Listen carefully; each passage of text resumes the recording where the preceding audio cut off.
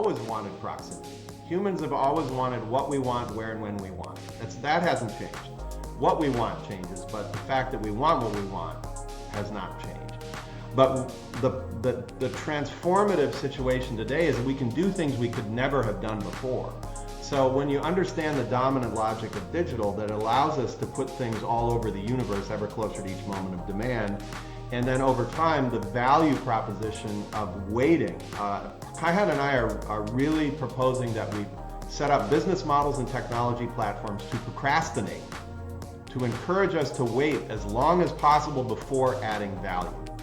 And when you start to do the math, you realize the longer you can wait before you add any value, the less predicting you have to do about the future, the less demand planning you have to do, because you have to order fewer things months, even more in advance, and hope that you have the right stuff in the warehouse when the consumer is ready.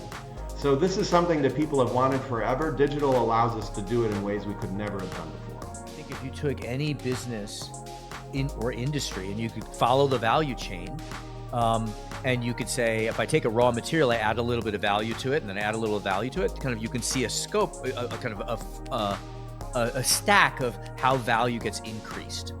That's the foundation of business, right? Taking something of less value, adding more value to it, and then giving it to the next person in the chain. What we're saying is that curve is starting to change across every industry, where more of that value is getting added at the end and closer to.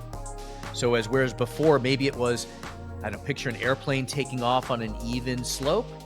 Now that airplane is waiting until the end of the runway and then shooting up.